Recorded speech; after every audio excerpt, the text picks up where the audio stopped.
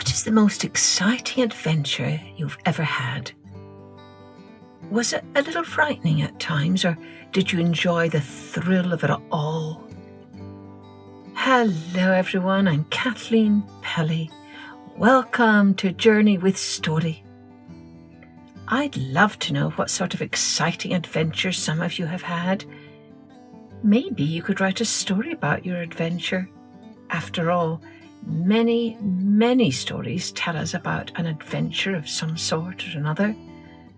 And today's episode is an old story from Sweden about a little princess who goes off on a very exciting adventure and encounters all sorts of creatures on her journey. Before we start, a big thanks to all of you who have been recommending our podcast to your friends and family. We really appreciate your support. Oh, and don't forget mums, dads, grown-ups about that new app I mentioned before called Accelerate that offers, among many other things, calming sleep stories and meditation guides to recharge your mind and spirit. You can find the link in our episode notes, which will give you 20% off your subscription. Now, let's take a journey with Bella's glorious adventure. Bella was a young princess who lived in a palace on the edge of a verdant forest. The palace garden was beautiful. There were rolling lawns, a large lake filled with white swans, and flowers in dazzling colours. Bella played in the garden all day, but at 7 o'clock sharp every evening, her nanny would call her inside for a bath. One evening, Bella decided that she didn't want to go inside at 7. It was still light, and she could hear the tinkling laughter of her parents, who were entertaining friends. She caught sight of a footbridge over a stream at the end of the garden, and with a quick glance over her shoulder, skipped across into the forest beyond. Bella ran as fast as she could along a winding path until she arrived in a clearing. She was so hot by this point that she pulled off her dress, leaving only the petticoat underneath. Folding it neatly, Bella left the dress on a large stone and gazed up at the ancient trees. "My, how big and tall you are," she said in awe. "We are as old as time," the trees whispered back. "You are not the first little princess to seek adventure in our forest, nor will you be the last." "You are old and tall, but you can't skip and jump like I can," Bella called as she went running off deeper into the heart of the forest. In her haste, Bella tripped on the rutted path and fell down with a heavy bump. "Oh, drat these shoes and socks! I shall leave them here until I return." Bella took the shoes and socks off and left them arranged tidily at the edge of the path. "That's better. I could run barefoot all day," Bella laughed. She sped through the trees and marvelled at the dappled spots of light that peppered her body. All of a sudden, Bella found herself at the edge of the forest.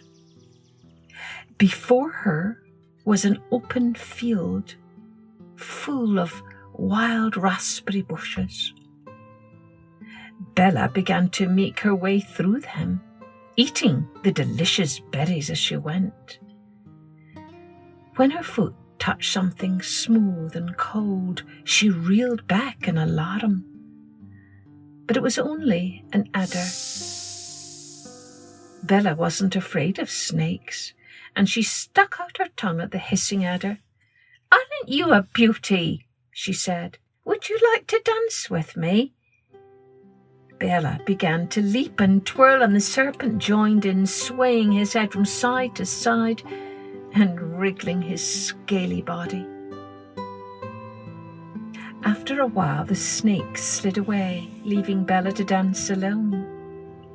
She eventually tired as well and skipped off to pick more raspberries, intending to save some for her mother and Nanny. She picked a big handful, but nearly dropped them in fright as she heard some heavy steps coming towards her. "Oh dear, it must be Nanny, come to take me home. She sounds angry," thought Bella. But it wasn't Nanny.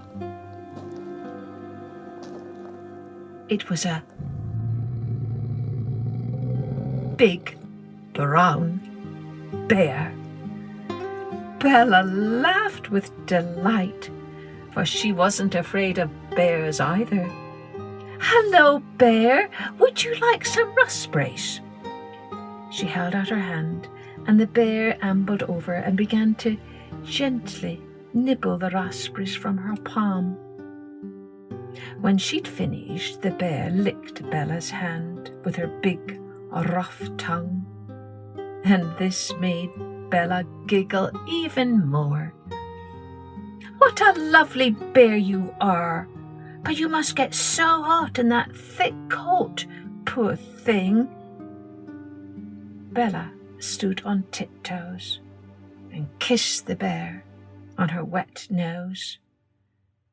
At that moment, 2 small bundles of fur came tumbling out of the bushes. "Oh, what sweet little cubs!"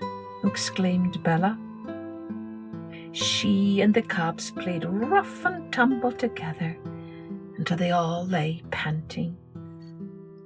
Then, as quickly as they had arrived, the bears darted off, and Bella was left alone. As she wandered back towards the forest, singing softly to herself, Bella heard a twittering overhead. Suddenly she felt a weight lift from her head. "Hey, that's my crown!" she shouted. "You don't need a crown," answered a crow, "but it will bring my children much joy." He was perched in a nest, and next to him was Bella's glittering crown. "Where are your children?" Bella asked. 4 fluffy heads popped up and looked at her wearily. Bella clapped her hands. "Oh, do sing for me, little chicks." The singing was rather squeaky and not very tuneful, but Bella didn't mind. She clapped and hummed along with them. "Keep the crown," she said.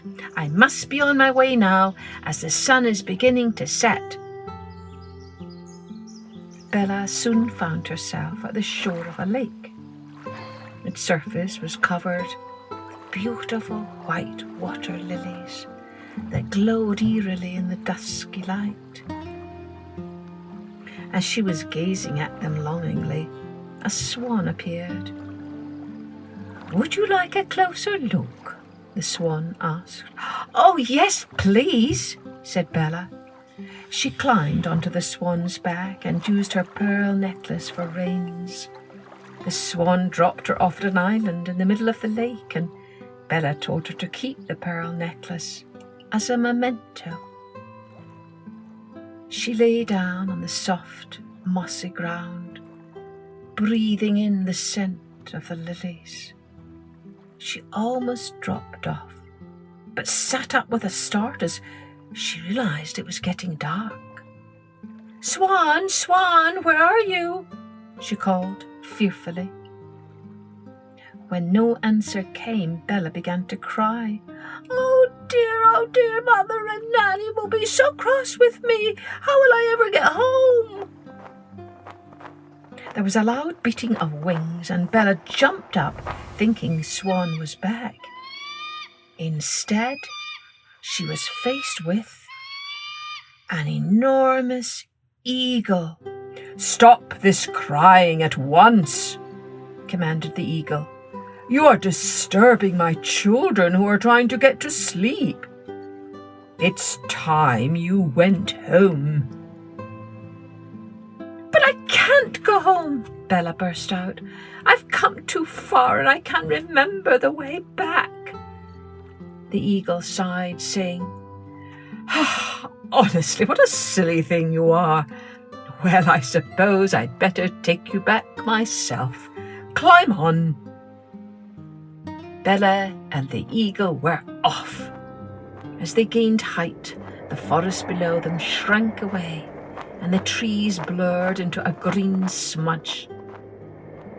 The wide and raging river seemed little more than a squiggle of a blue pencil.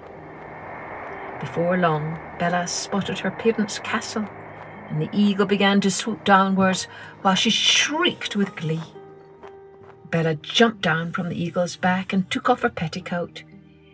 "Here, you must have my petticoat as a reward for bringing me home. You can make 2 little jackets for your chicks." The eagle accepted the petticoat and soared away, while Bella dashed towards the castle.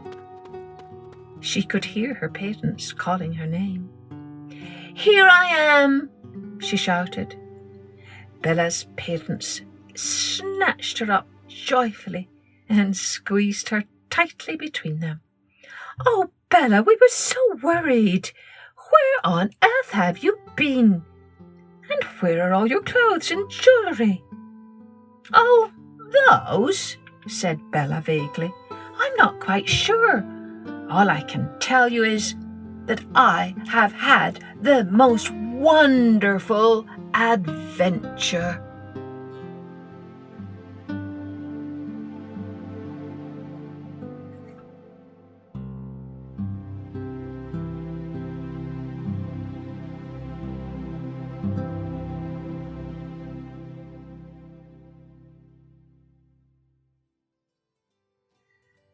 So, what do you think about our Princess Bella?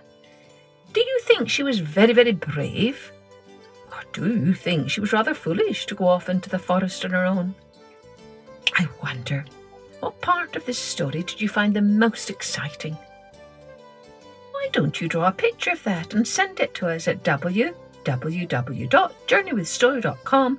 Click on the contact button there to download it, or you can send it to us on Instagram and tag us.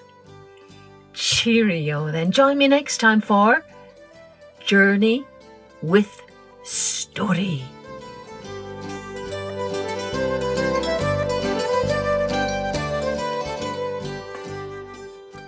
Music and post-production was by Colette Jonas.